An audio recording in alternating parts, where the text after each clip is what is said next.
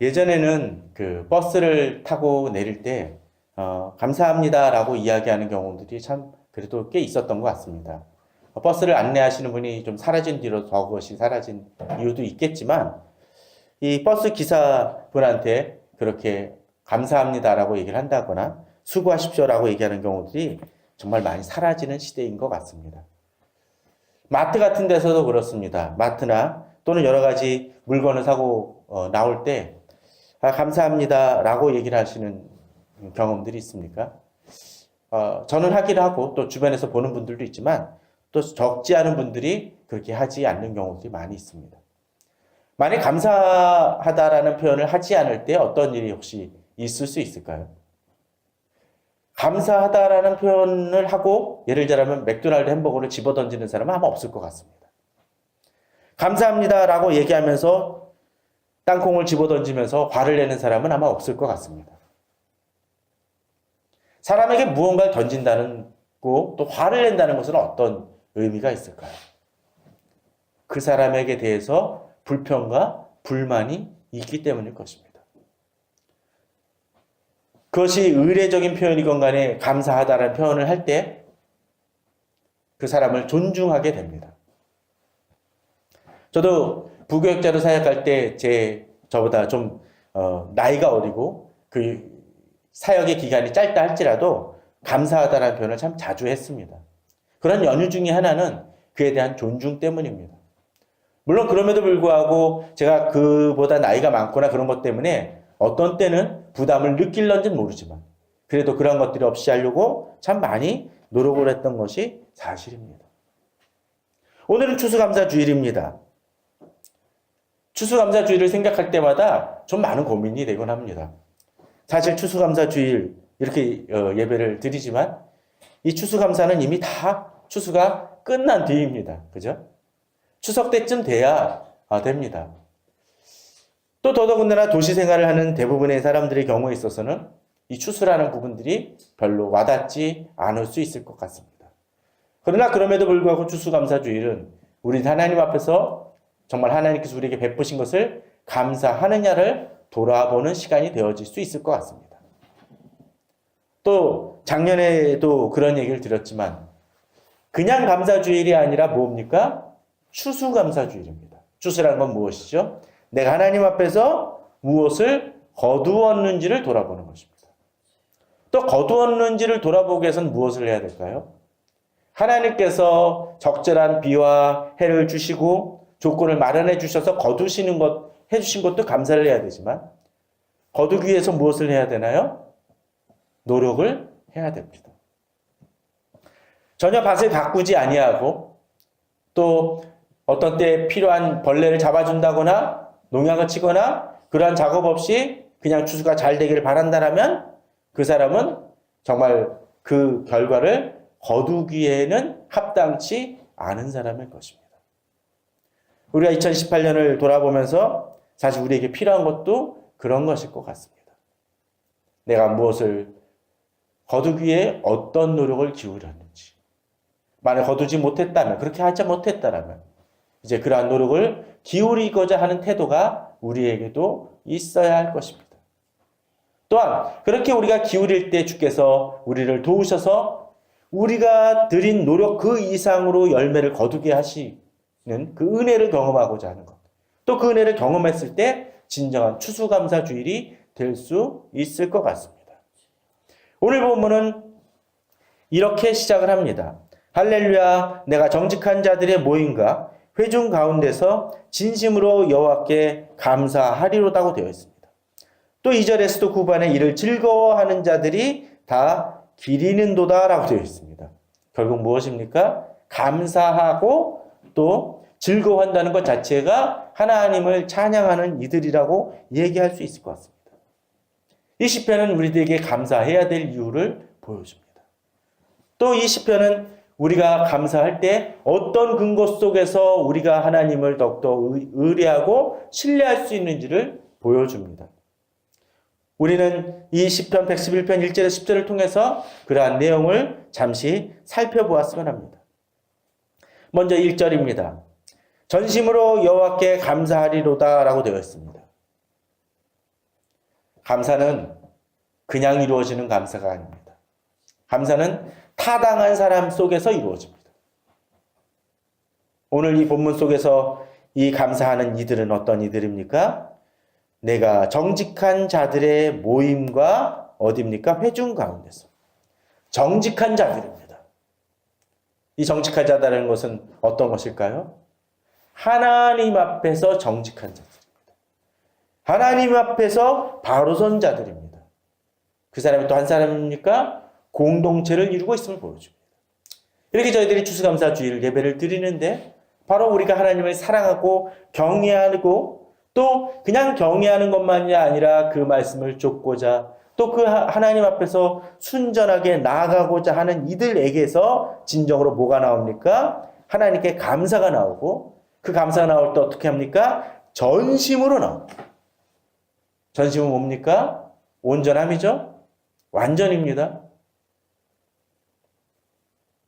우리가 예배를 드릴 때 기도하는 것이 무엇입니까? 기도할 때 어떻게 기도하나요? 쓴뿌리를 제거하고 하나님 앞에 죄를 토로하고 이야기합니다. 최근에 예레미야 퀴트를 하시는 분들 아실 것입니다. 바벨론에 의해서 유다가 왕국이 멸망합니다. 그리고 이제 남은 자들이 이 바벨론 왕이 세운 그다라라는 사람이 그 나라를 통치합니다. 그런데 반역의 세력인 그 자손 이스마엘이 와가지고 이 사람을 암살합니다. 그것을 다시 회복을 하죠. 그런데 이러니까 난처해집니다.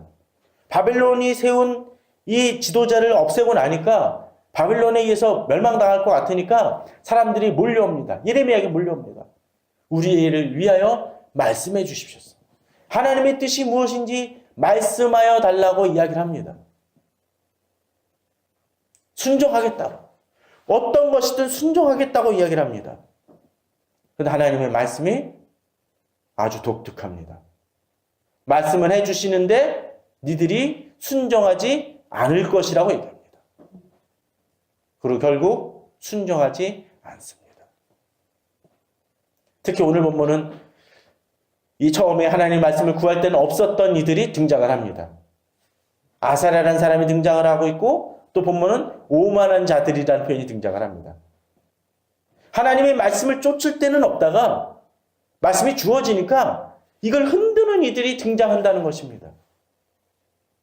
그리고 결국 그 말씀을 전한 예레미야와 그의 그 제자인 바룩까지 데리고 애굽으로 내려갑니다. 결국 그에 대한 후환을 치르게 되죠.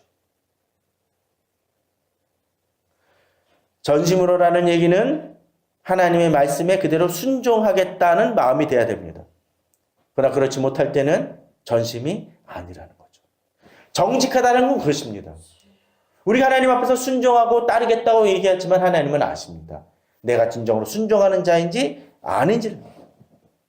그런 사람들에게서는 진정으로 감사가 나올 수가 없습니다. 입으로는 고백할지 모르지만 감사가 나올 수 없습니다. 그러게 우리는 하나님 앞에서 정직해야 됩니다. 또한 두 번째로 여호와께서 행하신 일이 크기 때문에 그렇습니다. 그렇습니다.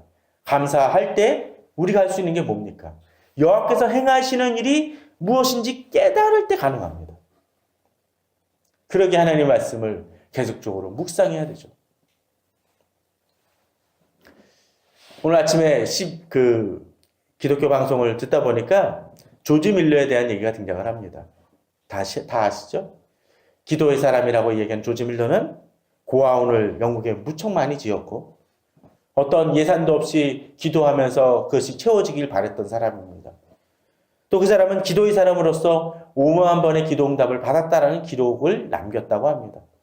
그런데 이 조지 밀러가 그와 더불어 이야기하고 있는 것 중에 하나가 자신은 평생 살아가면서 200번 정도 성경을 통독을 했고 그리고 그 통독을 하면서 언제나 기쁜 마음으로 실증나지 않냐고 말씀을 읽었다라는 표현을 등장합니다. 그렇게 읽었다는 것은 무엇입니까? 여호와께서 우리에게 어떤 일을 행하시는지 알았다는 것입니다. 저는 우리 성도님들이 그 하나님이 어떤 분인지를 알길 바랍니다. 특별히 말씀을 통해서 또 그 하나님이 나의 삶 속에서 어떻게 역사하신지를 바라볼 때 진정 하나님의 역사를 깨닫게 됩니다. 자, 그렇다면 이 하나님의 행하신 일이 어떤 것일까요? 먼저 크게 좀 봤으면 좋겠습니다. 3절, 4절에 보면 그렇게 얘기합니다. 그의 행하시는 일이 존귀하고 어미하며 그 의가 영원히 서 있도다. 그렇습니다. 하나님 행하시는 일은 존귀하고 어미하고 또 그의 의가 영원히 서 있습니다. 하나님의 의가 바로 서 있다는 거죠. 또한 여호와는 은혜로우시고 자비로우신 분이기 때문에 그러한 성품을 가지신 분이기 때문에 우리가 의지할 수 있습니다. 또한 7절 8절에서는 그렇게 얘기합니다. 그의 손이 하는 일은 진실과 정의이며 그의 법도는 다 확실하니 영원 무궁하도록 정하신 바요 진실과 정의로 행하신 바로다. 여기서 우리 성경 속에서는 진실과 정의, 7절의 진실과 정의와 8절의 진실과 정의가 되어 있지만 여기서 7절, 8절의 정의는 좀 다르긴 합니다. 어찌됐건 간에 하나님께서 공의로운 분이시고 다스리시는 분이라는 것 성경은 알려줍니다. 이렇게 하나님이 공의로우신 분이라는 걸 우리가 깨달을 수 있는 이유는 무엇일까요? 또 그것이 우리에게 주는 의미는 무엇일까요? 우리가 이 세상을 살아가면서 억울한 일을 당할 때, 또 부당한 대우를 받을 때 하나님은 공의로우신 분이기 때문에 이러한 어려움을 기억하시고 그것을 바로 잡으시는 하나님이라는 것을 우리는 믿어야 된다는 것입니다. 그럴 때 우리는 좀 더 담대할 수 있습니다. 물론 내가 생각하는 방법대로 바로 응답되어지는 경우는 아닐 수 있을지 모릅니다. 그러나 그럼에도 불구하고 하나님은 그것을 분명 기억하시기 때문에 서로 이 세상 속에서 어떤 때는 응답받기도 하지만 응답받지 못한다 할지라도 하나님의 심판대에서 분명 하나님은 기억하신다는 것입니다. 우리에게 그 믿음이 있어야 될 것입니다. 하나님은 그러한 하나님이 이 세상을 통치하시기 때문에 우리는 그 하나님을 의지하여 더욱더 나아갈 수 있습니다.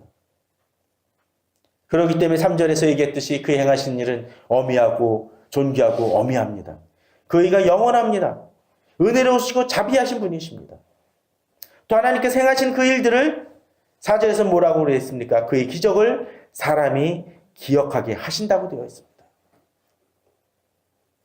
하나님이 행하시는 놀라운 일들을 사람이 기억할 때 어떤 일이 벌어지겠습니까? 더욱더 우리는 담대할 수 있습니다. 그런데 중요한 것도 그런 것 같습니다. 이렇게 하나님께서 행하시기는 하는데 문제는 이 하나님이 이 세상만 다스리는 것이 아니라 나에게도 관심 가져주기를 바란다는 것입니다.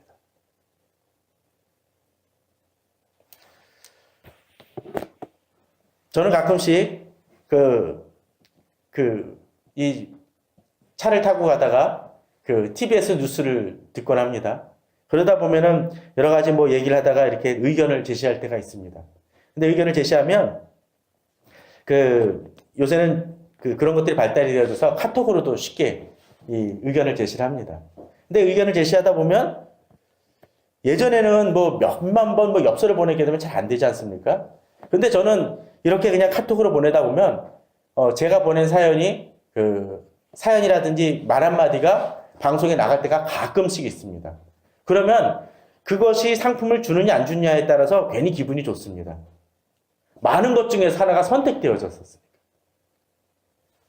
마치 그런 것이죠. 어떤 데 아주 유명한 사람이 대중 집회 때 갑자기 수만 명이 모였는데 거기 문양호 씨 잠깐만 나와주세요. 저희 절친입니다라고 얘기하면 되게 기분이 좋을 겁니다. 특별히 유명한 사람, 대단한 사람이 한다면. 그런데 하나님이 그런 분이시라는 거죠.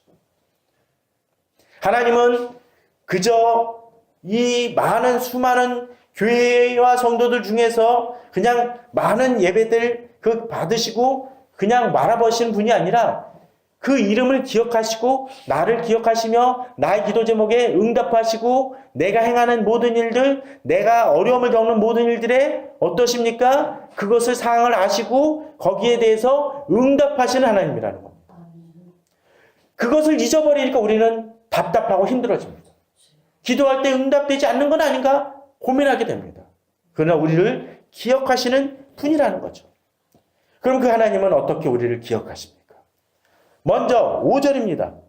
여호와께서 자기를 경외하는 자들에게 양식을 주신다고 되어 있습니다. 그렇습니다. 우리가 하루 세 끼를 먹는 것을 너무나 당연한 게 여길지 모르지만 하나님이 우리에게 허락하시지 않으면 이 양식을 먹을 수가 없습니다. 적절한 때에 우리에게 그것을 공급해 주신다는 것이죠. 저희 집은 길냥이 한 마리를 기릅니다. 그 길냥이는 예전에 기르던 고양이는 어떤 때 밥을 조금만 늦게 주면 와가지고 보채고 난리를 피는데 이 고양이는 그렇지는 않습니다. 그냥 주니까 받아 먹습니다.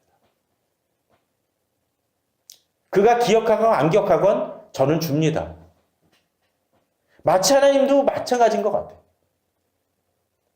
또 심지어 그 길냥이의 어미 된 고양이가 한 마리가 주일이라고 있습니다. 주일마다 찾아온다고 해서 주일이라는 이름을 붙였는데 오늘 아침에 잠깐 밖에 나갔더니 또 와 있습니다. 그 고양이는 저만 보면 옵니다. 왜 오겠습니까? 줄 걸 알기 때문입니다. 손을 대면 피하긴 하지만 먹이는 받아 먹습니다. 그 고양이에게 그런 믿음이 있는 이유는 무엇입니까? 바로 줄 것을 믿기 때문입니다. 하나님에 대한 우리 믿음도 사실은 그 고양이보다 못할 때가 너무 많은 것 같습니다. 하나님은 우리에게 필요한 양식을 주십니다. 그런데 본문은 거기에 대해서 더 첨부합니다. 그의 언약을 영원히 기억하시리로다. 자, 여기서 그의 언약은 누가 기억합니까? 하나님이 기억하십니다. 나는 잊어버려도, 우리는 잊어버려도 하나님이 기억하신다는 것입니다. 하나님이 기억하신다는 건 뭡니까? 내가 잊어버려서 구하지 않는다 할지라도 하나님이 주신다는 것입니다. 얼마 전에 읽은 책에서는 그런 얘기가 등장을 하더라고요. 기도에 대해서 이야기를 하면서 기도는 내가 어느 수준까지 해야 응답받는 것이 아니라는 것입니다. 물론 그럴 때도 있지만. 전기는 어떻습니까? 이 휴대폰은 충전하다가 약간의 어느 정도 충전만 되면 어떻습니까? 전화가 됩니까? 됩니다. 100% 방전됐던 것이라 할지라도 5% 정도만 넘어도 통화는 됩니다. 꼭 100% 완전히 충전이 돼야만 전화를 걸 수 있는 게 아닙니다. 하나님과의 관계도 마찬가지라는 거죠. 내가 비록 기도가 부족한다 할지라도 하나님은 나의 필요를 아십니다. 문제는 그 기도의 끈 자체도 놓아버리는 게 문제죠. 내가 의식하건 의식하지 않건 간에 기도는 전달이 됩니다. 나의 죄가 많아가지고 그 하나님이 내게 말씀하시는 음성은 듣지 못한다 할지라도 내가 하나님께 아뢰는 소리는 하나님께 전달이 된다는 것입니다. 마치 전화할 때 그러죠? 그런 거 있지 않습니까? 전화하는데 상대방 목소리는 안 들리는데 내가 막 뭐라고 하면 상대방한테 전달될 때가 있습니다. 마치 그런 것 같다는 거죠. 하나님은 그렇게 하시기 때문에 하나님의 언약을 우리에게 하신 하나님의 언약을 영원히 기억하시기 때문에 어떻게 하십니까? 자기를 경외하는 자들에게 양식을 주십니다. 우리가 하나님을 경외하는 이유가 바로 그것입니다. 경외하지도 않으면서 하나님께 구하니까 문제죠. 그런데 여기서 우리는 한 걸음 더 나아갑니다. 6절입니다. 그가 그들에게 문 나라의 기업을 주사 그의 행하시는 일의 능력을 그들에게 알리셨도다. 하나님은 양식만 주시는 것이 아니라 무엇이라고 얘기합니까? 기업을 주십니다. 여러 가지 하는 일들을 우리에게 주시기도 하시고 또 이상히 주시기도 하십니다. 그렇습니다. 하나님은 우리에게 사명도 주십니다. 지난 시간에 우리들은 엘리사의 얘기 중에서 그 나병 환자 얘기를 들었습니다. 나병 환자는 성 밖에서도 내쳐진 사람이었습니다. 그죠? 성 안에 있는 사람들이 굶주릴 때 그들이 내쳐지긴 했었지만 그들은 아람 군대가 물러간 것을 어떡합니까? 제일 먼저 알았던 사람입니다. 그들이 풍족히 되어진 다음에 전하게 되죠. 가장 무기력하고 가장 무능력해 보이는 나병 환자를 동원해서 구원의 소식을 유다 민족에게 전하게 하셨던 그 하나님처럼 하나님은 지금도 우리에게 사명을 주십니다. 또 그리고 그 사명을 통해서 하나님의 능력을 우리들에게 알리십니다. 우리는 비록 능력이 없습니다. 작은 자입니다. 그러나 하나님은 나의 능력으로는 일이 안 될지 모르지만 내게 맡기신 기업을, 내게 맡기신 사역을 통해서 주의 능력을 통해서 더욱더 그 일이 내 능력으로 감당할 수 없는 그 이상의 결과물을 거두게 하십니다. 그것을 통해서 하나님이 어떤 분인지를 깨닫게 하죠. 앞서도 얘기 들었지만 추수감사주일은 바로 그런 것입니다. 내가 노력해서 얻은 것을 그냥 하나님께 감사하는 감사의 제물을 드리는 것이 아닙니다. 어떤 것입니까? 내가 하나님께서 맡기신 일 또는 내가 하나님께서 여러 살아가는데 하나님의 행하심을 통해서 내 능력으로는 거둘 수 없는 일들을 거두게 하시는 그 은혜를 감사하는 것이라는 거죠. 우리는 착각합니다. 내가 거둔 것만을 감사하니까 어떤 데 헌금 드리기도 힘들죠. 야, 나는 10만 원 벌었는데 여기서 11조 뛰고 감사원까지 드려? 야, 이거 이번 주는 너무 힘들겠다라고 얘기합니다. 지금 저는 그냥 헌금 많이 내서 교회를 재정을 채우라는 얘기를 드리는 것이 아닙니다. 하나님 앞에서의 우리 태도를 이야기합니다. 하나님이 주시고 그 이상을 주시는 것인데도 불구하고 우리는 힘들어합니다. 저도 경험을 합니다. 직장을 다녀봤었으니까 알죠. 헌금 드릴 때, 특별히 감사헌금 드릴 때 제일 힘든 때가 언제입니까? 보너스 탈 때입니다. 보너스까지 타서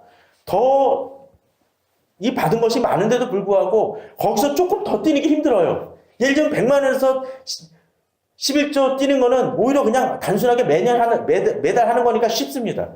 그런데 보너스 타가지고 만일 200만 원을 받았는데 200만 원에서 20만 원 뛰면 무지 아까운 거예요. 더 있는데 몇십만 원이 더 있는데 하나님 앞에 우리가 그런 것 같습니다. 나눌 때도 마찬가지인 것 같아요. 어떤 데 기나게 뭔가 받았는데 하나님 주셔서 넘치게 받았는데 조금 어려운 사람들 조금 더 주는 게 힘들어요.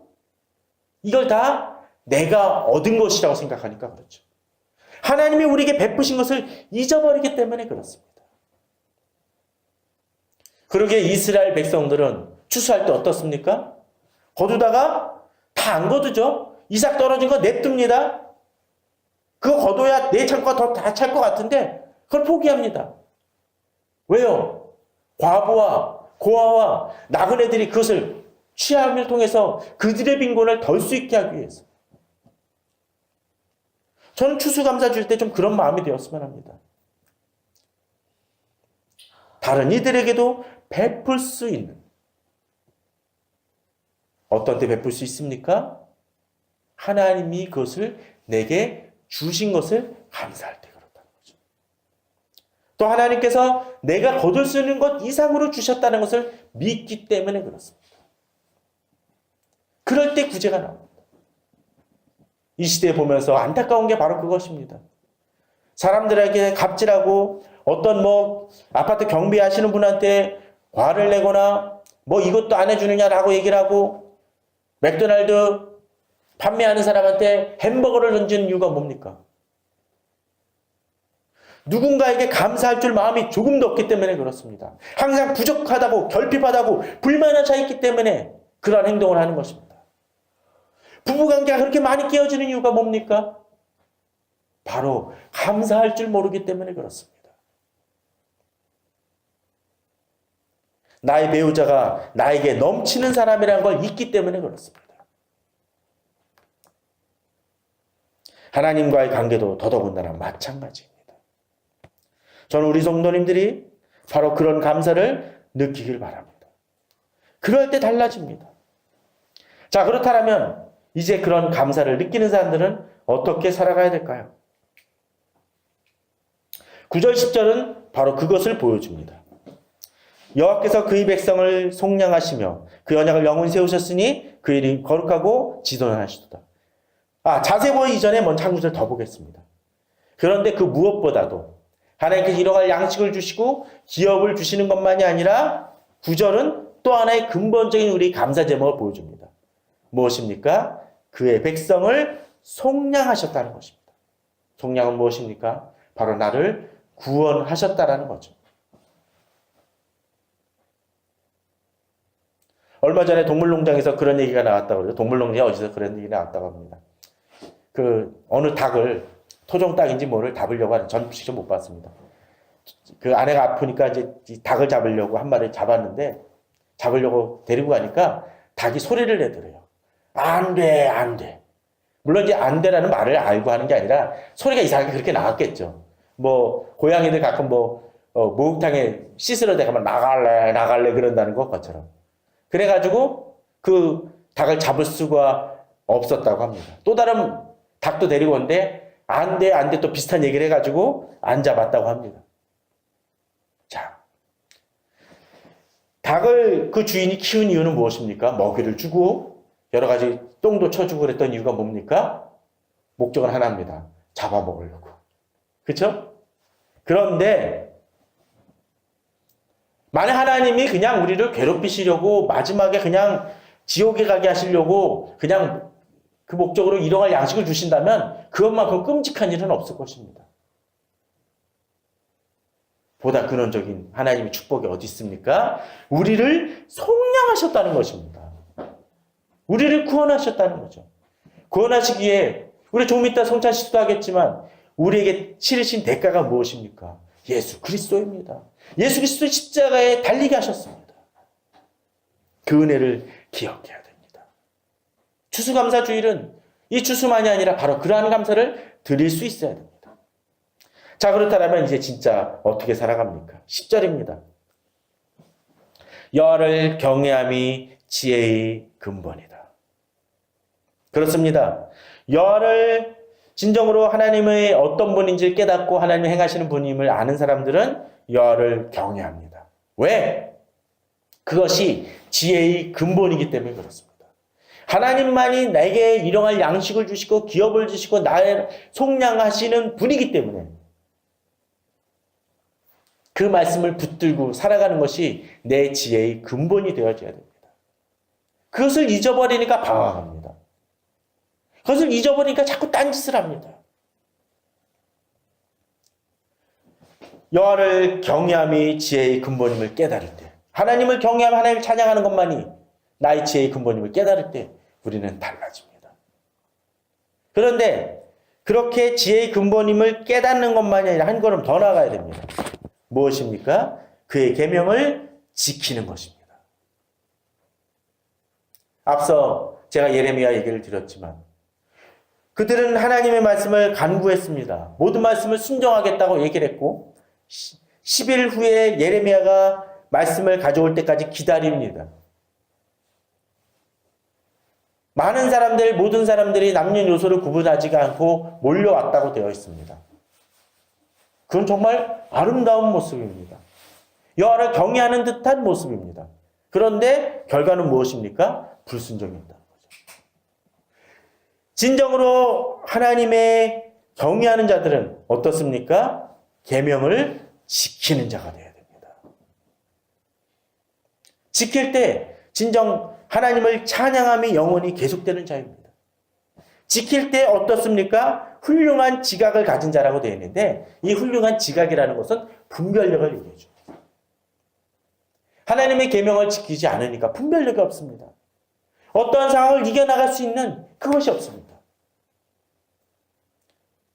얼마 전에 방송에 보니까 그런 장면이 등장을 하죠. 이제 선택하는 것이 나옵니다. 어느 차를 선택을 합니다. 그런데 운전사가 여러 명 있어요. 3명, 2명이 더 있고 1명 있는데 한 명은 그 일본에서 운전을 하는데 국제면허를 가진 스텝입니다. 마지막 최종으로 이제 사람들이 가서 운전을 해달라고 했더니 그 사람이 머뭇머뭇합니다.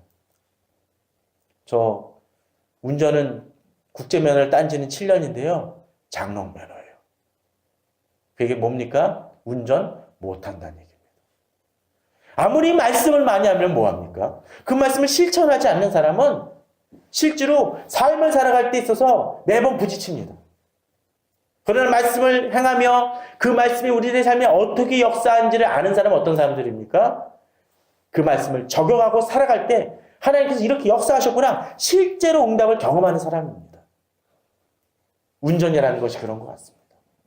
아무리 운전 연습장에서 열심히 잘했어도 시내를 나가보지 않으면 모든 것이 속된 표현으로 꽝입니다. 말씀 가지고 실천할 때 그 은혜를 경험합니다. 하나님께서 양식을 주시는 걸 경험합니다. 하나님께서 기업을 통해 어떤 역사를 이루시는지 경험합니다. 헌금을 드리고 구제를 할 때 그런 역사를 경험할 때 하나님이 행하시는 놀라운 일들을 경험합니다. 내가 다른 사람을 돌보고 섬길 때 하나님이 역사하시는 것을 경험합니다. 저는 우리 성도님들이 그러한 추수감사 되기를 바랍니다. 하나님이 행하시는 일들을 통해서 또 그것을 우리하고 나아갈 때 주께서 역사하시는 놀라운 일들을 경험하시는 우리 성도님들 되시기를 주님의 이름으로 축원합니다.